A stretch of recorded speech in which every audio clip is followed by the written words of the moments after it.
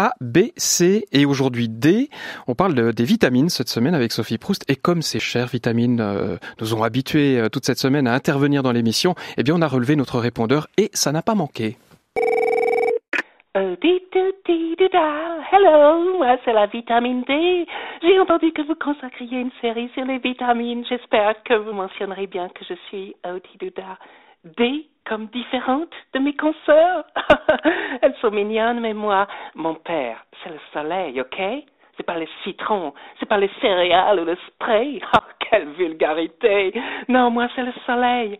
Odidouda, vous avez bien enregistré? Je suis la vitamine D, D comme différente. Au revoir.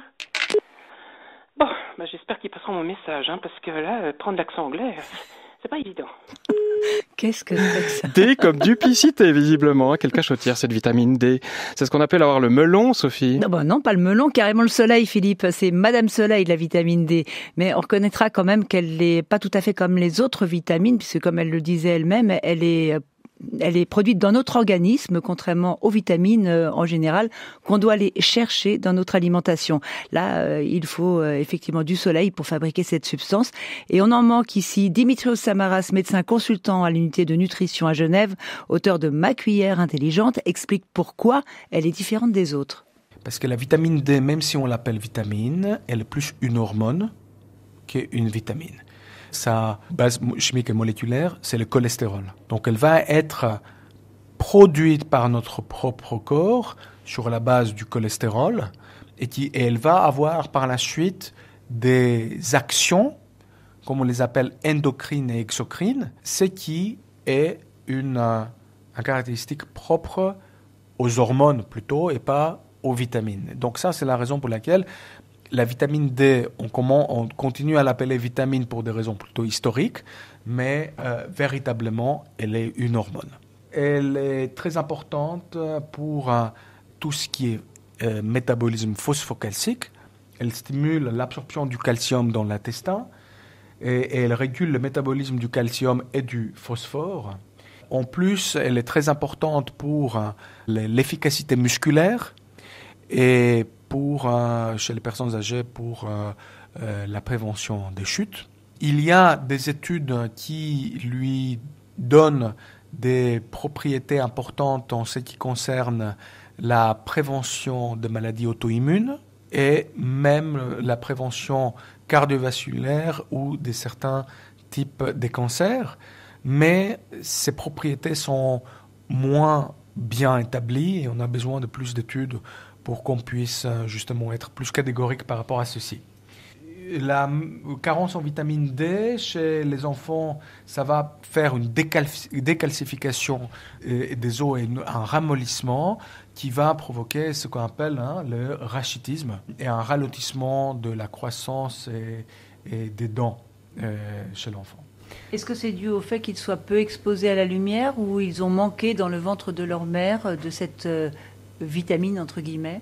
C'est le résultat d'une exposition insuffisante au soleil et le résultat d'une alimentation pauvre en vitamine D. Et chez l'adulte, ça va provoquer une diminution des propriétés mécaniques des os avec ce qu'on appelle une ostéomalacie et pas forcément en fait une déformation, mais des douleurs et une fragilité accrue osseuse. Fragilité osseuse aussi pour les femmes ménopausées. La carence en vitamine D peut provoquer chez elles donc une ostéoporose. Et je vous disais tout à l'heure que nous étions tous en manque. En voici les raisons.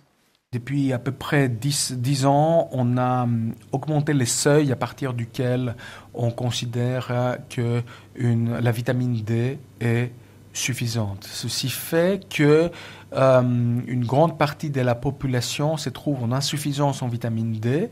Et donc la vitamine D, c'est une des seules vitamines pour lesquelles ça vaut la peine de prendre des compléments. Pour deux raisons. Officiellement, on ne peut pas dire aux gens d'aller sortir au soleil. Deuxièmement, c'est très difficile d'avoir les quotas en vitamine D par l'alimentation. C'est-à-dire pour avoir les quotas en vitamine D par les œufs, il faudrait manger 20 œufs.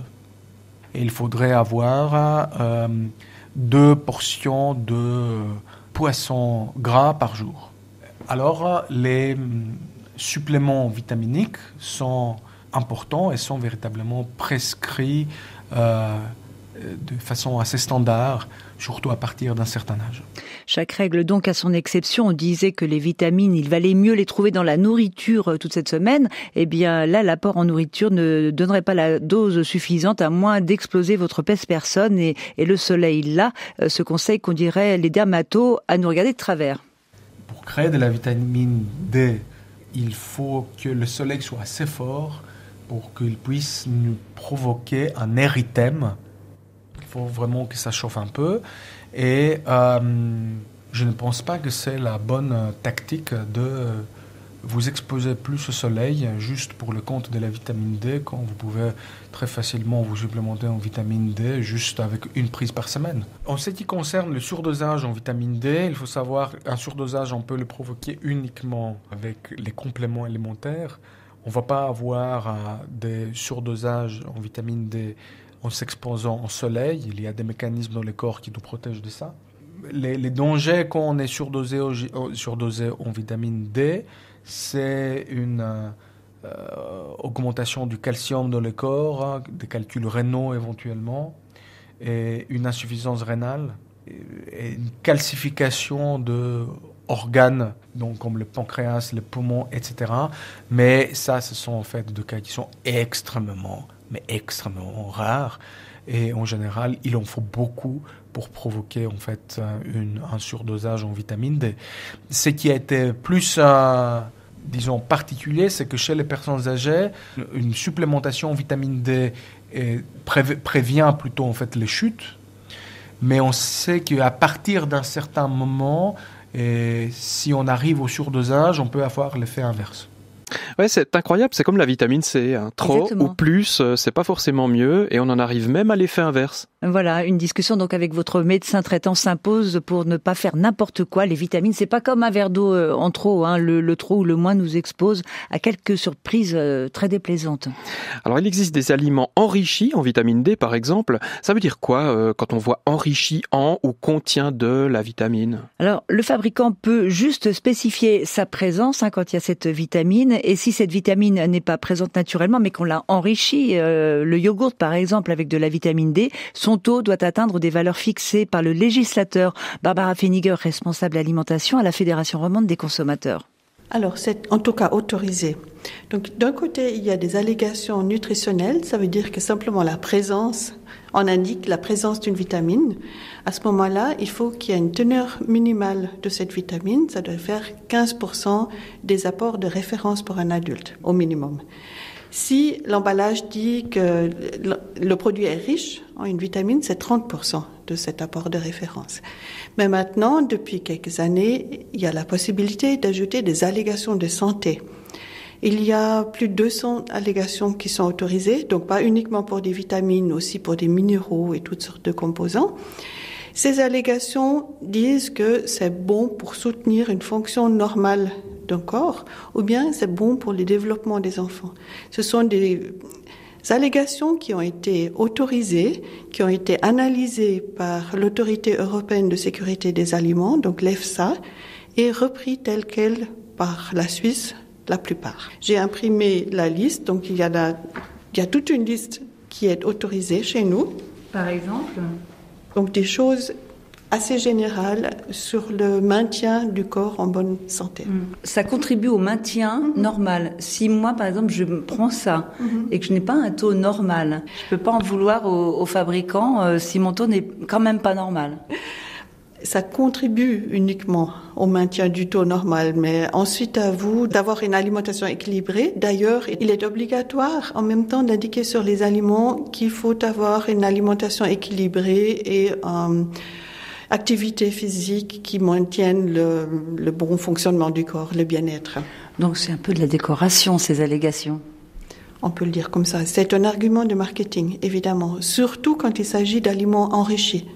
Donc ça, c'est lorsqu'on prend des aliments enrichis en vitamines. Ne confondez pas santé et marketing. Exactement, mais demain, on va faire le point avec 2 autres vitamines, les 2 dernières, donc la E et la K. Vital Vitamine, une série à retrouver sur rts.ch/on en parle.